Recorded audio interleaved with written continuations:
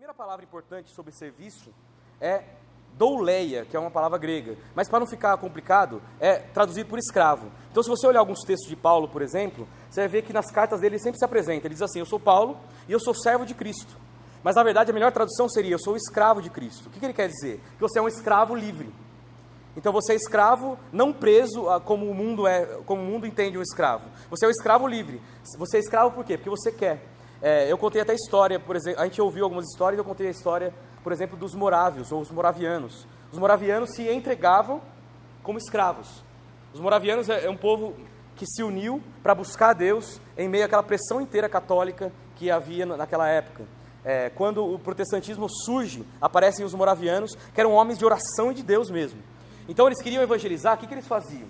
Eles pegavam, falavam assim: quem que nós vamos evangelizar hoje? Vamos evangelizar escravo. Ele chegava e dizia assim: ó, eu sou escravo também. Aí o Senhor olhava e falava: você não é escravo? Não, eu vou ser escravo. Eles se entregavam como escravos para poder serem abençoados e abençoar também a vida dos escravos que ficavam nos navios. Eles se entregavam como escravos voluntariamente. Isso é ser escravo de Jesus. Ser escravo de Jesus é você falar assim: eu quero ser escravo de Jesus, eu quero servi-lo. Você é um escravo livre, parece que é uma antítese, né? Eu sou escravo, mas eu sou livre. Mas você é escravo de Jesus, porque a gente sabe que sem Ele a gente não consegue nada. Quem de nós poderia hoje, se tivesse escravidão, falar assim: eu quero ser escravo? Só para evangelizar os escravos. Então, enquanto os escravos remavam nos barcos, lá nos grandes mares do mar Mediterrâneo, estavam lá os moravianos falando de Jesus para eles. Eles trabalhavam, sofriam os mesmos açoites que todos os escravos, só que eles falavam do amor de Deus para eles. Quem se entregaria como escravo hoje? Então, serviço, em grego, a primeira palavra que a gente pode pensar é escravo. E é o que Paulo dizia o tempo todo: eu sou um escravo de Jesus, e eu quero ser escravo para sempre. Será que a gente está disposto, né, a ser escravo para sempre ou não, né? Agora, se você olhar um outro texto, Lucas 10:40, olha só, lembra esse texto aí? Ela é repreendida entre aspas, né, porque ela estava fazendo um monte de coisa, e a melhor parte estava com a outra. A outra estava aproveitando a presença de Jesus, e a outra trabalha para cá e varre para cá. Já viu gente com mania de limpeza? Não que você não deva limpar a sua casa, acho que Jesus nunca ia querer dizer isso. Você não tem que cuidar das suas coisas. Mas quando você tem um momento que você pode estar com Ele, por que eu não posso abrir mão de lavar a roupa, pelo menos um minutinho? Tem gente que fala assim: não, eu trabalho muito, eu não consigo nem ler a Bíblia, nem orar. Deixa a roupinha sua, que vai sujar. A roupa é igual pobre roupa, sempre estará suja convosco. Pobre vai sempre ter convosco, roupa suja vai ter, louça para lavar vai ter, e a gente não quer tirar 10 minutos, não, eu tenho que lavar a louça. Se eu não lavar agora, eu vou ter um treco, eu vou morrer, não sei o que. O que ele estava dizendo é justamente isso. Esse serviço que você faz, ele é interessante. Esse serviço também é diaconia. Então, a segunda palavra, a primeira eu falei que era douleia ou doulos, que é escravo. E a segunda é diaconia. A diaconia pode ser um bom serviço para alguma coisa espiritual, para um bom fim, ou pode ser um serviço que não presta para nada. Tem serviço que pode ser que não presta para nada, entre aspas, tá? Não me entendam mal. Mas é que você poderia fazer em outros momentos. E às vezes Deus está te chamando para você servir, só que você fica com desculpa porque você tem que servir no seu trabalho. Então, se a gente não dá prioridade para as coisas de Deus, só dá prioridade para as coisas desse mundo, a gente esquece que nesse mundo a gente só junta coisa. Só que é em Deus que a gente vai ter as melhores recompensas. Só que a gente fica atrás de um monte de coisa, né? Esse mundo, serviço para cá e serviço para lá e coisas para cá, esquecemos de servir aquele que importa. Então, aqui a segunda palavra, diaconia, diz um pouquinho também da nossa vida ministerial. Então, diaconia diz também ao serviço, que ele pode ser qualquer um, mas diz também ao serviço ministerial nosso. Dá uma olhadinha em 2 Timóteo 4:5. Aqui é o segundo uso da palavra. Eu estou mostrando nos textos alguns usos dessa palavra. Então, aqui mostra já um trabalho espiritual, que a mesma palavra é diaconia, só que aqui ela é traduzida por ministério.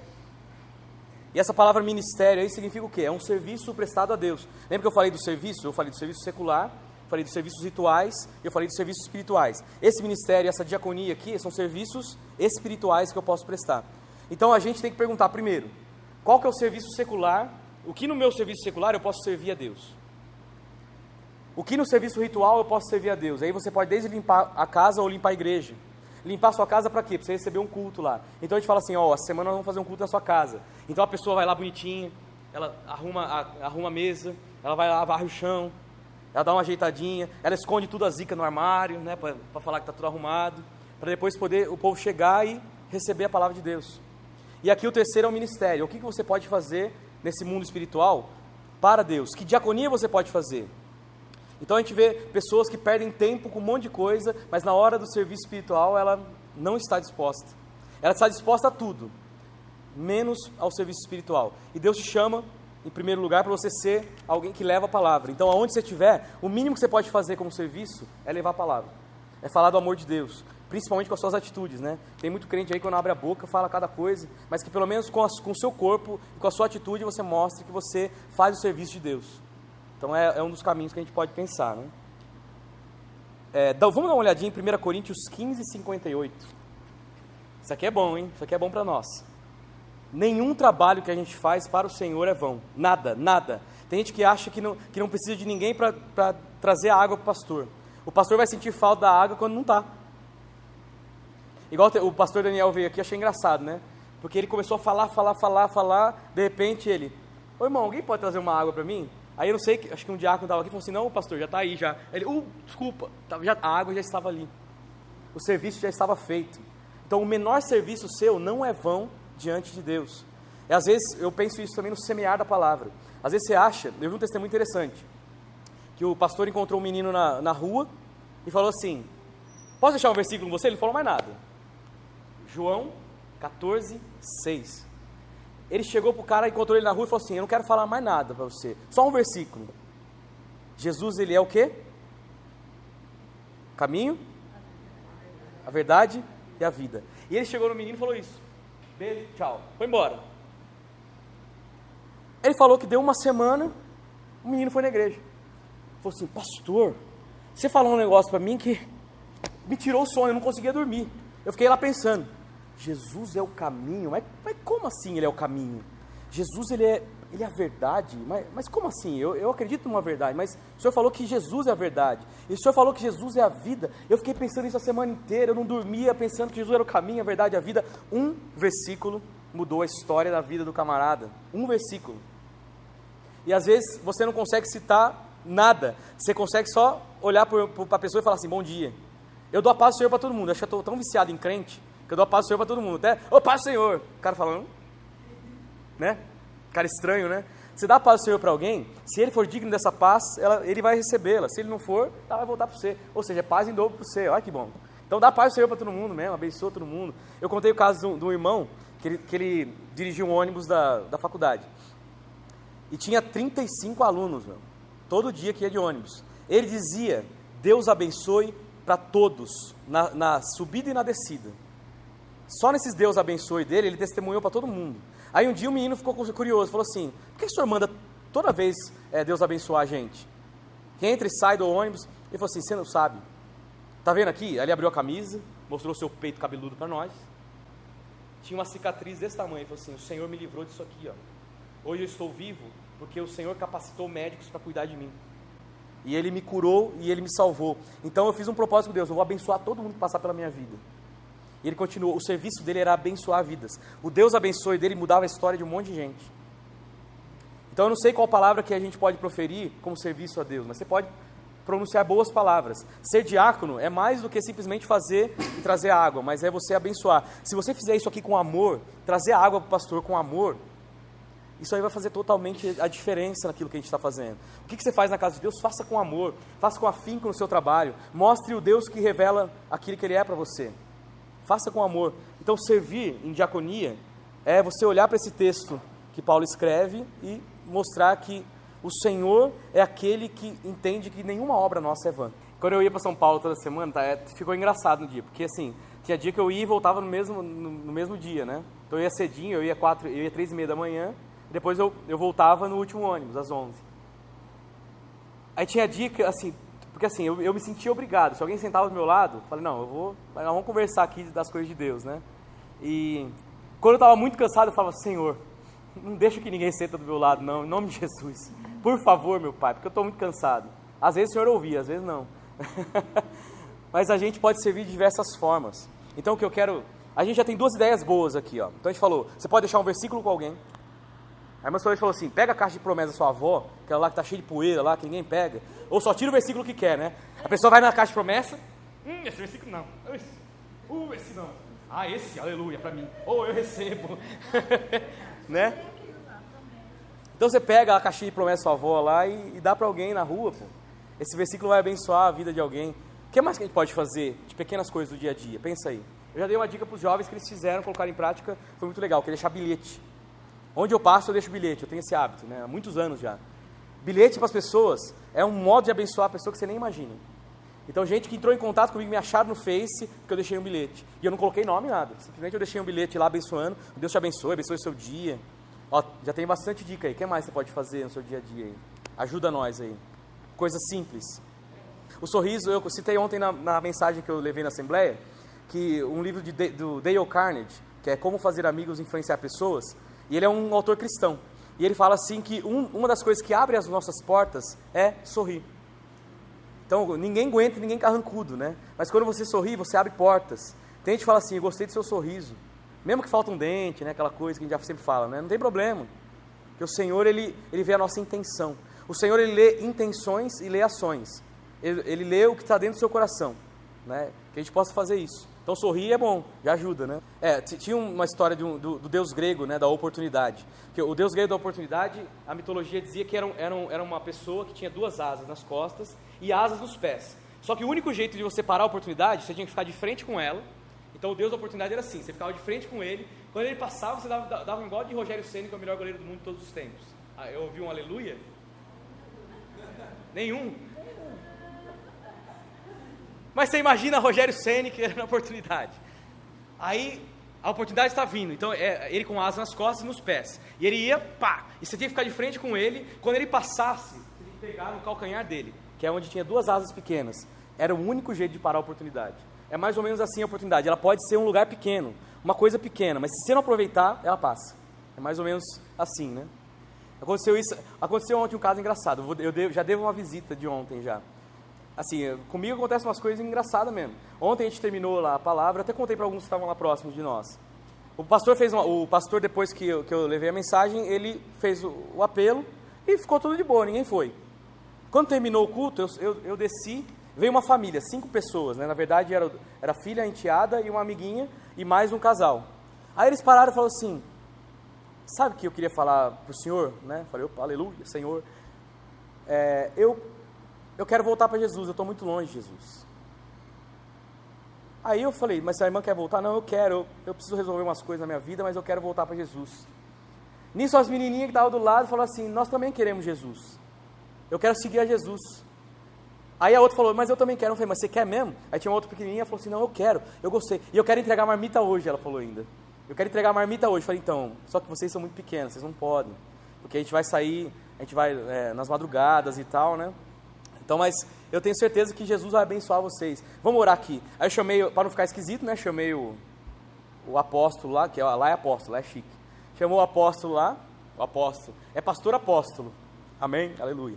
Aí o pastor apóstolo veio e falou, então, tem uma família aqui que quer receber Jesus, o senhor pode orar por ela, tal, não sei o quê. Não, eu posso. E o cara é muito gente boa, esse pastor, né? Então as oportunidades são essas, que às vezes aparecem, que acontecem, e que a gente não pode falar assim, não, depois eu faço. Principalmente quando alguém pede alguma coisa espiritual para você, por exemplo, oração. Você fala assim, depois eu oro, ou coisa parecida, né? Ontem eu citei o texto de Romanos 16:1. Tinha uma mulher que chamava Febe, o nome dela significa brilhante. E na verdade ela faz jus ao nome dela, Febe. Porque a Febe, Paulo confiou uma coisa para ela que não confiaria a ninguém. Ela era uma diaconisa. Ela confiou para ela a carta aos romanos para ser entregue às igrejas e ser lida. Não era para qualquer um. Então, primeiro assim, pensar numa mulher levando uma carta, e assim, ele sabia que ela, como ela era uma protetora, depois a gente vai olhar esse texto aí, como ela era uma protetora, ela ia proteger aquela carta com a vida dela. Porque Paulo diz assim que ela chegou a proteger e dar vida por eles. Então ela entrega na mão da diaconisa e fala assim, você vai entregar essa carta. Então às vezes Deus confia para você coisas que você acha que não é para você, mas Deus está falando, é para você mesmo, é para você fazer. Febe podia pensar assim, não, mas por que o senhor não pediu para um homem levar a carta? Os homens é muito mais seguro com o homem do que comigo. Paulo falou, não, é você mesmo que vai levar. E Febe foi brilhante por isso, porque foi confiado a ela e foi cumprida. Essa carta chegou às mãos das pessoas. Então é uma das coisas que a gente pode pensar, oportunidades. E é o que o pastor falou esses dias, nas quintas-feiras, né? Que a crise é um momento de oportunidade. A crise é onde você tem oportunidade para muita coisa. Então tem muita gente que consegue crescer na fé, às vezes crescer profissionalmente no meio da crise. Quer dizer, então a gente tem que chegar com olhos espirituais as coisas, né? Então aí eu entendo o serviço espiritual que a gente pode prestar. Eu falei duas palavras, a gente falou de douleia ou doulos, que é o escravo, a gente falou de diaconia, que é esse serviço, e dentro dele a gente falou bastante coisa. Agora vamos em Romanos 12. Dos meios de nós servirmos, a gente vai ver daqui a pouco também, que é essa questão do serviço social, que a igreja às vezes esquece. Então a gente pode fazer serviço social, a gente está fazendo entrega de marmitas, por exemplo. É um serviço social, onde a igreja abençoa, vai abençoar, a gente não espera o pecador entrar. Então a ideia é que muitos têm de igreja assim, não, o Espírito Santo vai trazer. Aí o cara vem flutuando, chegou na igreja, receba Jesus. Na verdade a gente tem que sair, mostrar o Deus que a gente serve, e denúncias, por exemplo, é um modo, né? De você alertando a igreja, servindo a igreja, alertando aos pais, né? Isso é muito importante. Então Romanos 12, 1. Quem achou, leia. Aí essa palavra é uma das que eu mais gosto, que essa terceira palavra, se a gente pensar no grego, né? Só para a gente, por informação, é a palavra latreia. Latreia significa o quê? Você usar o seu corpo como esse serviço. Então tudo que você for fazer ao Senhor, ou dentro ou fora da igreja, seja você o serviço. Você seja um agente de serviço aonde você estiver. Para que a pessoa olhe para você e fale assim, essa aí está pronto para servir. Essa aí vai servir, essa vai ajudar, essa vai fazer. A ideia aqui, que ele nos traz é prestarmos um culto racional a Deus. Então, a palavra culto é traduzida ou serviço, né? É uma das palavras que é traduzida por serviço. E culto é serviço a Deus. Quando você vem à igreja e fala assim, hoje eu vou adorar a Deus na igreja. Então eu vou servir a Deus. Então um culto racional é você sentar aí e não simplesmente ser um ouvinte, mas também você prestar o seu culto. Então a gente já teve essa fala algum tempo atrás, que tem gente que vem na igreja e fala assim, o culto não foi bom. O culto não foi bom por quê? Culpa de quem? Porque a palavra não foi boa, porque o louvor estava muito alto, porque o ar-condicionado estava muito não sei o quê. Você vai prestar culto, você vem na igreja para prestar culto. A gente tem cadeirinha bonitinha para sentar, só que a gente vê muitos cristãos que nem cadeira tem que se montuar para poder cultuar a Deus. A gente tem ar-condicionado, a gente tem um banco gostoso, e a gente fala assim, o culto não foi bom. Eu não vou falar o que eu penso, mas... O culto é para quem? O culto é serviço a Deus. Se você fala assim, hoje eu vou cultuar a Deus, o culto é para Ele. O louvor está tocando mal, você vai ter que cantar o seu melhor. Dá para entender isso ou não? A palavra não me agrada, então você vai começar a abrir o seu coração e reter dela o que é bom, já que você acha que é para você, né? Tem gente que acha que tudo é para ele, né? É uma mania de perseguição. O seu culto é para Deus, eu não tenho que agradar você. Eu penso nisso dos jovens, né? A gente faz um culto legal, não sei o quê, só que eu não posso agradar jovem. O jovem tem que ser agradado e atraído pelo Espírito Santo. Eu posso colocar as melhores luzes, eu posso colocar o melhor som, eu posso ter uma palavra boa, mas se Jesus não for o centro, não haverá conversões. A gente vê muita gente nas igrejas lotadas, abarrotadas, mas que o culto não é para Deus. É um culto que a gente chama de ego-referente. O culto é para ele. Ele vai na igreja por quê? Porque ele precisa de uma cura. Ele vai na igreja porque ele precisa de um milagre de Deus. Ele vai na igreja porque ele necessita de tal coisa na família. Ele vai na igreja porque ele perdeu o emprego. E quando ele fala assim, não, eu vou cultuar a Deus, aí o emprego vem, a cura vem, o milagre acontece. É quando a gente muda o foco. Então a questão aqui nossa o culto racional qual que é a direção do culto? A direção do culto para mim, para eu agradar o homem, falar coisas que te agradam, coisas boas para o seu ouvido, ou eu cultuar a Deus e aquela palavra vai te confrontar, vai levar você ao pensamento. Bom, a gente falou de 3 serviços até aqui, e uma das coisas que eu acho que é interessante a gente pensar, é que eu falei a gente prestar o culto racional a Deus, que é o nosso corpo como essa entrega de culto, né? O meu corpo como serviço a Deus, onde se eu vim para a igreja para adorar, que eu adore mesmo, se eu vim para ouvir a palavra, que eu ouça mesmo, e participe do culto. Assim, a gente não precisa ser só ouvintes no culto, quer dizer, o que está pregando não é mais importante quem está ouvindo, mas ao mesmo tempo, se a gente está nessa sintonia de eu entender que eu estou prestando algo a Deus, é algo maravilhoso. Então, que a gente possa prestar esse culto racional. Abra Mateus 25, 35. A gente poderia ler o texto inteiro, mas daí a gente não ia conseguir chegar nesse ponto, que é o quê? Você tem que entender que o serviço prático cristão, o serviço cotidiano, que a gente fala de pragmatismo, não sei se já ouviram essa palavra, né? O serviço pragmático do cristão é homem para homem, é mulher para mulher, é eu servir ao outro. Assim, esse texto sobre o grande julgamento, ele traz algumas ideias, e uma das ideias é que se alguém sentir fome, eu não vou bater nas costas dele e dizer assim, Deus te abençoe. Eu vou pegar a cesta básica, vou entregar para ele. O serviço cristão, ele é pautado por esse serviço relacional. e que a gente precisa colocá-lo em prática. Então, assim, hoje em dia, dificilmente eu bato nas costas de alguém e falo, Deus te abençoe. Eu falo, não, o que nós podemos ajudar? E a gente tem que mudar isso dentro de nós também. O serviço cristão tem que ser assim. Quer dizer, mais do que eu só vou orar por você, eu vou orar, mas eu vou tentar fazer tal coisa. Eu vou orar, mas eu preciso agir em tal lugar para te abençoar. E o que a gente olhar a oportunidade da bênção, mas e como que eu posso abençoar no serviço cristão? Que é eu servir o homem para o homem, a mulher para a mulher, eu levar aquilo que é necessário, levar a palavra de Deus e servi-lo na necessidade dele. Eu conto sempre um caso de um amigo meu que foi para a África. E quando ele chegou lá, ele ficou impactado com a situação do povo lá e das crianças. E quando ele começa a ver, ele falou que chega um menininho nele e começa a cutucar ele, né? Fala assim, ô tio, me dá alguma coisa, não sei o quê. Aí ele vira para o menino e fala assim, Jesus te abençoe, meu filho. Ele falou assim, Jesus não abençoa não, o que eu preciso é de um chinelo. Aí ele olha para o menino e fala, você precisa de um chinelo? Então eu vou te abençoar com um chinelo. E aí ele tira o que ele estava usando e dá para ele. O menino ensinou uma lição espiritual para ele, estava querendo dizer o quê? Só Deus te abençoe e bater nas costas não resolve a situação desse mundo. Eu e você somos inseridos onde a gente está, para a gente fazer a diferença no serviço. Quer dizer, você está ali inserido, é para que as pessoas sintam falta de você. Você tem que fazer falta onde você é inserido. Porque senão não tem significado você ser cristão. Quem vai olhar para um cristão que não faz diferença para nada? Quem que vai olhar e falar, não, o cara só sabe orar, ele não sabe ajudar ninguém. É orar, e ação nada. Orar sim, ação não. Por isso que oração tem essas palavras, né? Para você agir, pô. Começa a agir, bater nas costas e falar, Deus te abençoe, aí Deus enche a sua barriga, aleluia, com o pão vivo que desce do céu. Não adianta. É um outro pão que a gente precisa, né? Então o que nós podemos fazer de diferente e mudar para que a gente possa render os frutos necessários? E a gente começa, sabe que um dos problemas que eu enxergo também, que em relação a ganhar almas, que a gente não coloca isso como prioridade, e a gente não esquece que isso é prioridade. A prioridade é ganhar almas, mais do que você ficar bem e estar bem com Deus, é também ganhar almas, né? Provérbios fala, né, que aquele que ganha almas é sábio. Então a gente vai ter que começar a se esforçar para ganhar almas, porque o ID de Jesus ele é imperativo, né? Vai e começa a ganhar, e faz uns discípulos aí. A ideia de você fazer discípulos não é para você mesmo, é para Jesus, né? A gente vê hoje muitos discípulos da própria pessoa.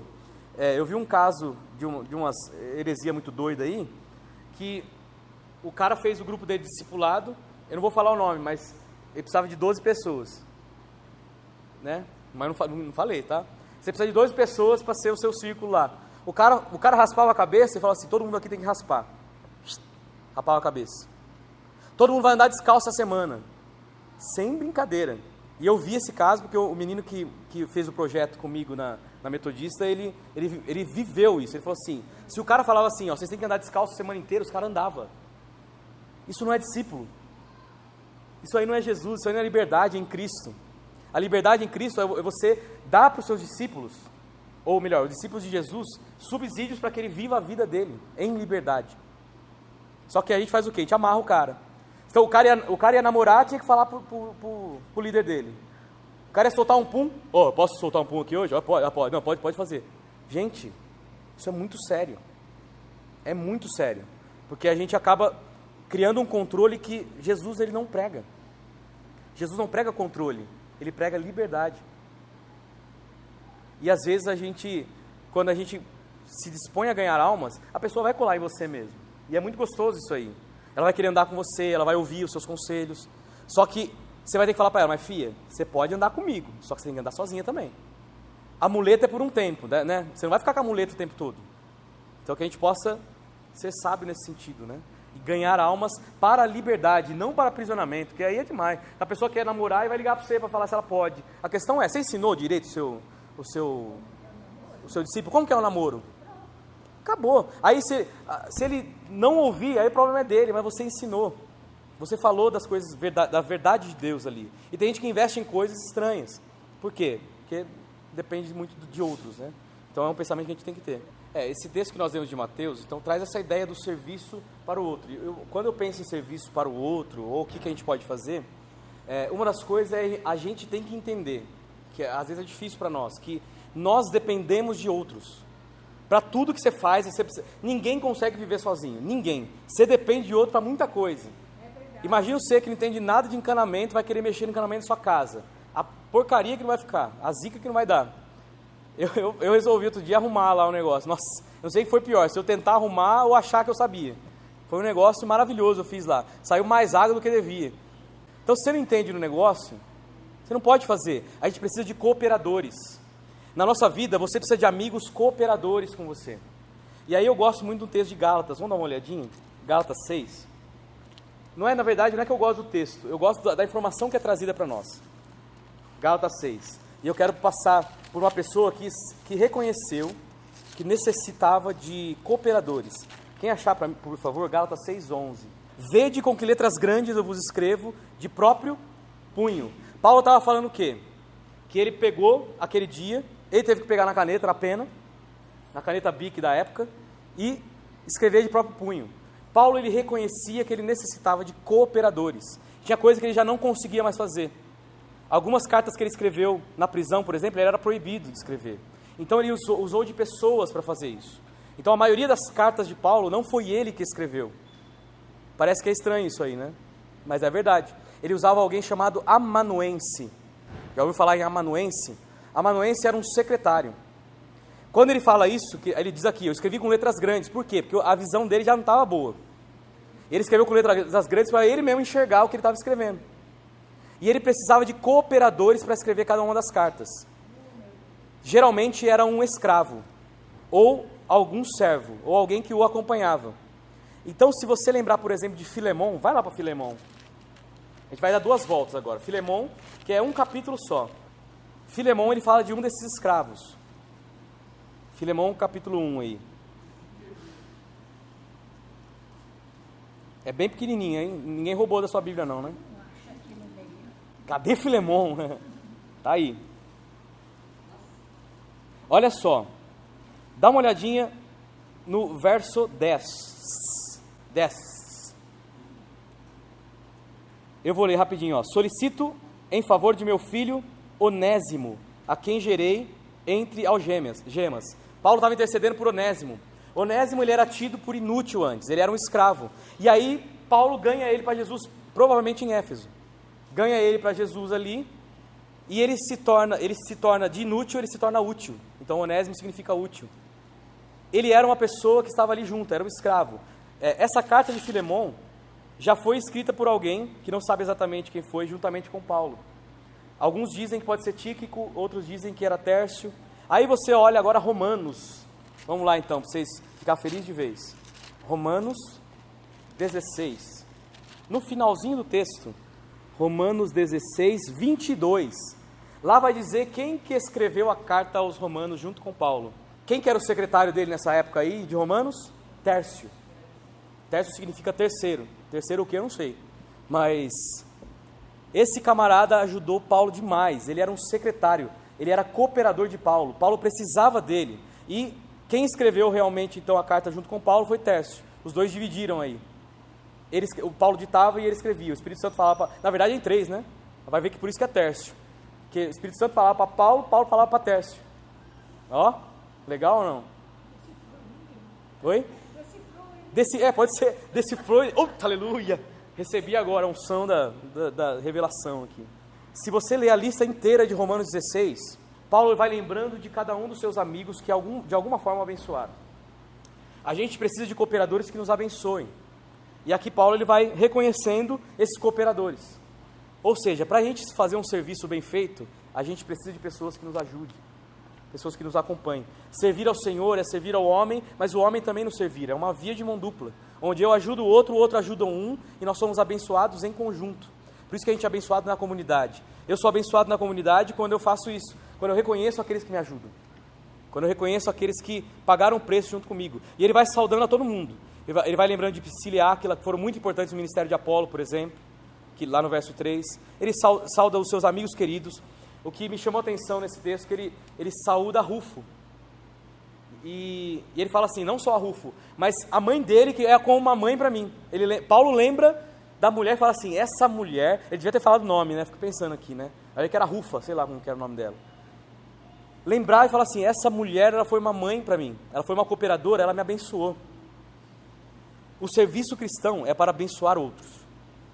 Se você vai fazer... Então eu falei de 3 serviços. Eu falei do serviço secular. Se o seu serviço secular não abençoa ninguém, que você possa procurar meios de abençoar as pessoas. com o que você souber fazer. Ou se você tem uma habilidade, pintar quadro, pinta Jesus e dá pro vizinho. Sei lá. Minha habilidade é tirar foto. Tira foto para a glória de Deus. Fotografa você mesmo lá e fala, Deus te abençoe, sei lá, e dá para alguém. Como que você pode abençoar alguém com o seu trabalho? Como que você pode abençoar alguém na sua vida secular? É que esse negócio de secular e profano e santo é muito complicado. Para mim é uma coisa só, mas tem gente que separa. Então, que separe. Seu serviço secular, como você pode abençoar alguém? Eu estava contando para os jovens lá na sexta-feira, com os adolescentes, quer dizer, que eu ia na escola meio doido, né? E uma das coisas que eu fazia é levar a Bíblia na escola. Primeiro todo mundo achava estranho, um adolescente uma Bíblia na escola, e com faixa na cabeça, né? Que eu ia lindo, com a faixa de Jesus na cabeça. Mas depois os amigos mesmo começaram a falar, esse cara é doido mesmo, é normal, só que depois me pedia oração, pedia conselho, porque você fazia um serviço ali, né? Então, como que a gente pode servir nesse meio secular? Ou como que você pode fazer as coisas para a glória de Deus? O serviço ele é uma obrigatoriedade para nós que somos cristãos. Então, acho que o primeiro pensamento que eu e você temos que ter é isso. Você tem que servir, você foi criado para isso.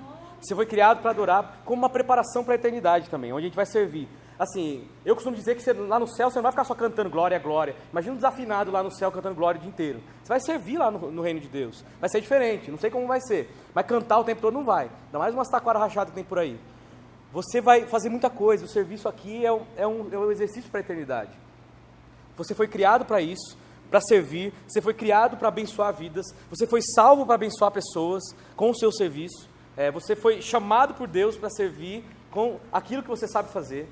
E se a gente entender que essa é uma ordem de Deus, que é servir, fica muito mais fácil a nossa vida. E se a gente vai servir, você não vai ter preguiça. Gente que tem preguiça de servir, não tenha preguiça. Aí a gente vai lendo Jesus falando, ele fala que é muito mais importante a gente servir do que ser servido. Ele usa ele próprio como uma referência.